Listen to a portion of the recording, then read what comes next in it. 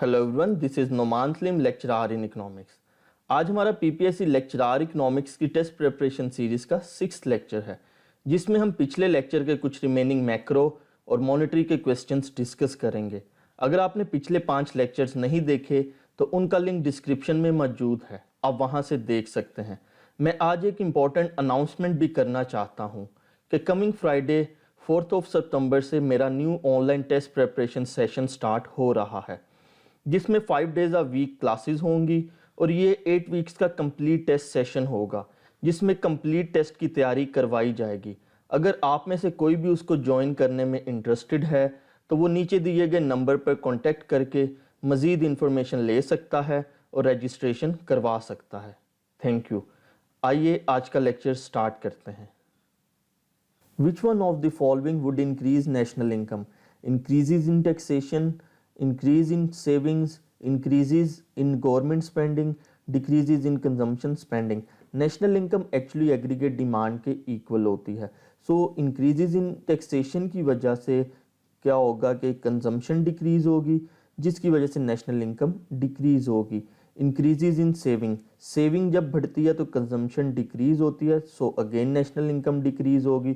Option D में देखें तो decreases in consumption spending, so consumption जब डिक्रीज होगी तो नेशनल इनकम डिक्रीज होगी। So the correct answer is C, increases in government spending, क्योंकि जब गवर्नमेंट स्पेंडिंग बढ़ेगी तो नेशनल इनकम इंक्रीज हो जाएगी।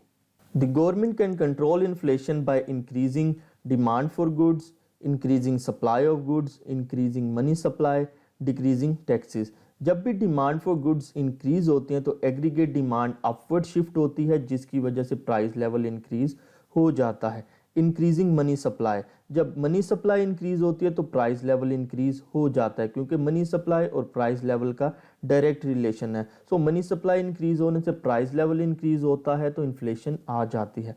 डिक्रीजिंग टैक्सेस, जब टैक्सेस डिक्रीज होते हैं तो डिस्पोजेबल इनकम बढ़ती है, डिस्पोजेबल इनकम बढ़ने से कंजम्पशन लेवल बढ़ता है, कंजम्पशन लेवल बढ़ने से again aggregate demand upward shift होती है, जिसकी वजह से प्राइस लेवल इंक्रीज हो जाता है। सो ऑप्शन ए, सी और डी इनकरेक्ट हैं। The correct answer is B, increasing supply of goods, क्योंकि जब भी सप्लाई ऑफ गुड्स इंक्रीज होती हैं तो प्राइस लेवल डिक्रीज हो जाता है। आइए इस सारे कॉन्सेप्ट को हम एग्रीगेट डिमांड और एग्रीगेट सप्लाई के ग्राफ से डिस्कस करते हैं।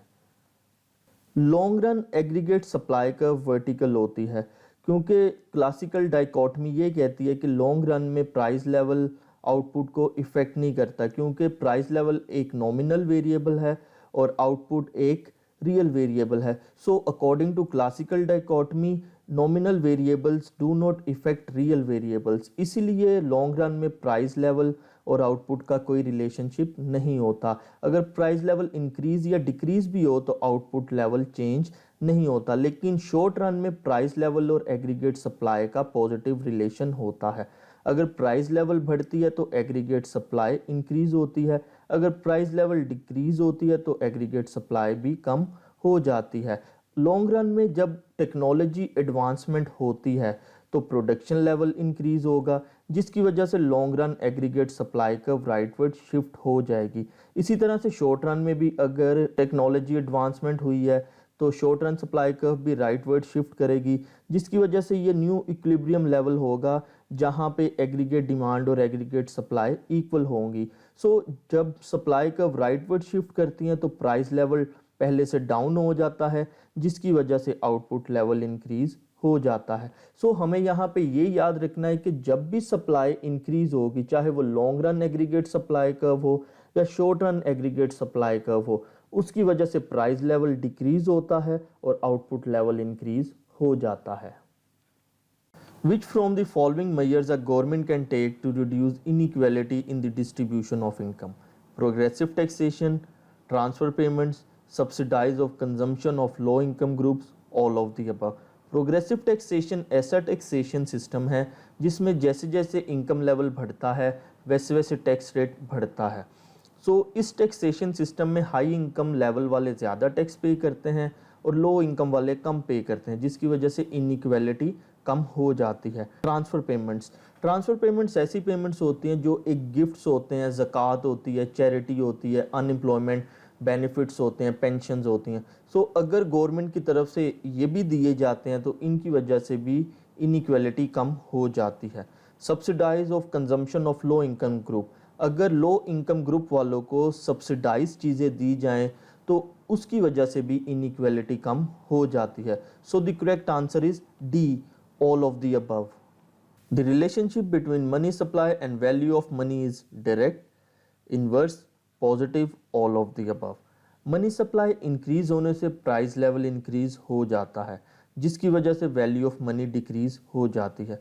सो the relationship between money supply and value of money is inverse. The correct answer is B, inverse. आइए हम मनी सप्लाई, प्राइस लेवल और वैल्यू ऑफ मनी के रिलेशनशिप को ग्राफिकली डिस्कस करते हैं, क्योंकि इससे रिलेटेड अक्सर क्वेश्चन टेस्ट में आ जाते हैं। According to quantity theory of money, M V equal to P Y. M यहाँ पे मनी सप्लाई है, वी वेलोसिटी ऑफ मनी है, पी प्राइस लेवल है, वाई आउटपुट लेवल है। वी और वाई यहाँ पे कांस्टेंट हैं, इसलिए जब भी मनी सप्लाई इंक्रीज होती है तो प्राइस लेवल इंक्रीज हो जाता है। मनी सप्लाई और प्राइस लेवल में डायरेक्ट रिलेशन है। अगर हम ग्राफिकली देखें तो quantity of money x axis पे है और प्राइस लेवल वाई एक्सिस पे है। जो प्राइस लेवल है वो फंक्शन है क्वांटिटी ऑफ मनी का, इसलिए जब भी क्वांटिटी ऑफ मनी इंक्रीज होती है तो प्राइस लेवल इंक्रीज हो जाता है। अगर हम एम पे देखें तो क्वांटिटी ऑफ मनी लो है तो प्राइस लेवल लो है। अगर M2 पे आए तो यहाँ पे क्वांटिटी ऑफ मनी ज़्यादा है तो प्राइस लेवल ज़्यादा हो गया है, इसलिए जब भी क्वांटिटी ऑफ मनी इंक्रीज होती है तो प्राइस लेवल इंक्रीज हो जाता है। अगर हम वैल्यू ऑफ मनी और क्वांटिटी ऑफ मनी का रिलेशनशिप देखें तो ये इन्वर्स रिलेशन है, क्योंकि जब भी क्वांटिटी ऑफ मनी इंक्रीज होती है तो वैल्यू ऑफ मनी डाउन हो जाती है। अगर हम M पे देखें तो यहाँ पे क्वांटिटी ऑफ मनी लो है तो वैल्यू ऑफ मनी हाई है। जैसे जैसे क्वांटिटी ऑफ मनी इंक्रीज होगा वैसे वैसे वैल्यू ऑफ मनी डाउन होगी। अगर हम M2 पे आए तो यहाँ पे क्वांटिटी ऑफ मनी ज़्यादा है, जिसकी वजह से वैल्यू ऑफ मनी डाउन हो गई है। सो इसका मतलब ये हुआ कि जब भी क्वांटिटी ऑफ मनी इंक्रीज होती है तो वैल्यू ऑफ मनी डाउन हो जाती है, क्योंकि क्वांटिटी ऑफ मनी इंक्रीज होने से प्राइस लेवल इंक्रीज हो जाता है और जब प्राइस लेवल इंक्रीज होता है तो वैल्यू ऑफ मनी डाउन हो जाती है। If quantity of money is doubled, then according to quantity theory, value of money is remains constant, double, half, none of the above. According to quantity theory of money, MV equal to PY. Quantity theory of money हमें बताती है कि money supply और price level में direct relation है। अगर money supply double हो जाएगी तो प्राइस लेवल भी डबल हो जाएगा, और अगर प्राइस लेवल डबल होगा तो वैल्यू ऑफ मनी हाफ हो जाएगी। For example, price level double होने से पहले सपोज करें कि 100 रुपीज़ के हमें 1 kg राइस मिल जाते थे। प्राइस डबल होगी तो अब 100 रुपीज़ में हमें हाफ kg राइस मिलेंगे। इसीलिए क्वांटिटी ऑफ मनी डबल होने से प्राइस लेवल डबल हो गया, प्राइस लेवल डबल होने से वैल्यू ऑफ मनी हाफ हो जाती है। So the correct answer is C, half. A devaluation of a currency takes place under flexible exchange rate, fixed exchange rate, clean floating system, none of these. The correct answer is B, fixed exchange rate. Fixed exchange rate system में government अपनी currency को खुद money supply increase करके D value करती है, ताकि मुल्क के जो एक्सपोर्ट्स हैं वो इंक्रीज हो सकें। Currency devaluations can be used by countries to boost exports, shrink trade deficits, increase net exports, all of the above. जब करेंसी डीवैल्यू होती है तो हमारे एक्सपोर्ट्स इंक्रीज होते हैं, और करेंसी डीवैल्यूएशन होने से ट्रेड डेफिसिट भी श्रिंक करता है, क्योंकि ट्रेड डेफिसिट इक्वल होता है, ऐसी सिचुएशन होती है जब एक्सपोर्ट्स कम होते हैं और इंपोर्ट्स ज़्यादा होते हैं। अगर एक्सपोर्ट्स हमारे बूस्ट करेंगे तो ट्रेड डेफिसिट ऑटोमेटिकली हमारा श्रिंक हो जाएगा, और नेट एक्सपोर्ट्स इक्वल होते हैं एक्सपोर्ट्स माइनस इंपोर्ट, और जब करेंसी डीवैल्यू होने से एक्सपोर्ट्स बढ़ेंगे तो नेट एक्सपोर्ट्स बढ़ेगा। और सेकेंडली, जब करेंसी डीवैल्यू होती है तो हमारे लिए इंपोर्ट करना एक्सपेंसिव हो जाता है, जिसकी वजह से हमारे इंपोर्ट्स डिक्रीज हो जाते हैं। So again net exports increase हो जाएगा। सो the correct answer is D, all of the above. How central bank can use monetary policy to control inflation? Contractionary monetary policy, expansionary monetary policy, selling bonds, both A and B. हमें पता है कि money supply और price level का direct relation है। अगर money supply increase होगी तो प्राइस लेवल इंक्रीज़ होगा, जिसकी वजह से इन्फ्लेशन हो जाती है। अगर इन्फ्लेशन को कंट्रोल करना है तो हमें प्राइस लेवल और मनी सप्लाई दोनों को डिक्रीज़ करना पड़ेगा। सेंट्रल बैंक अगर कॉन्ट्रैक्शनरी मॉनेटरी पॉलिसी यूज़ करता है, जिस केस में मनी सप्लाई डिक्रीज़ होती है तो प्राइस लेवल डिक्रीज़ होगा, जिसकी वजह से इन्फ्लेशन कंट्रोल हो जाएगी। सेकेंडली, अगर हम ऑप्शन सी में देखें तो selling bonds. Selling bonds central bank का एक ऐसा ऑपरेशन है जो ओपन मार्केट ऑपरेशन कहलाता है, जिसमें सेंट्रल बैंक ओपन मार्केट में बॉन्ड्स की बाइंग एंड सेलिंग करता है। जब भी सेंट्रल बैंक ने मनी सप्लाई डिक्रीज करनी होती है तो वो ओपन मार्केट में बॉन्ड सेल करता है, क्योंकि जब भी सेंट्रल बैंक ओपन मार्केट में बॉन्ड सेल करता है तो बॉन्ड सारे ओपन मार्केट में चले जाते हैं और ओपन मार्केट का सारा पैसा सेंट्रल बैंक के पास आ जाता है, जिसकी वजह से मनी सप्लाई डिक्रीज हो जाती है। अगर सेंट्रल बैंक ने मनी सप्लाई इंक्रीज करनी होती है तो उस केस में सेंट्रल बैंक बॉन्ड्स को बाय करता है। जब भी सेंट्रल बैंक ओपन मार्केट से बॉन्ड्स को बाय करता है तो बॉन्ड्स सेंट्रल बैंक के पास आ जाते हैं और पैसा जो है वो ओपन मार्केट में चला जाता है, जिसकी वजह से मनी सप्लाई इंक्रीज हो जाती है। इस केस में सेंट्रल बैंक ने मनी सप्लाई को डिक्रीज करना है तो वो ए ऑप्शन यूज करेगा, डायरेक्टली वो मनी सप्लाई डिक्रीज कर देगा, या वो सी ऑप्शन यूज करेगा, सेलिंग बॉन्ड्स। क्योंकि जब भी सेंट्रल बैंक बॉन्ड सेल करता है तो ओपन मार्केट का सारा पैसा जो है वो सेंट्रल बैंक के पास आ जाता है और बॉन्ड मार्केट में चले जाते हैं, जिसकी वजह से मनी सप्लाई डिक्रीज हो जाती है। जब मनी सप्लाई डिक्रीज होती है तो प्राइस लेवल डिक्रीज होता है, प्राइस लेवल डिक्रीज होता है तो इन्फ्लेशन कंट्रोल हो जाती है। So the correct answer is D, both A and C. A bank has 5 million in cash. The minimum reserve ratio is 20%. What is maximum potential increases in total money supply?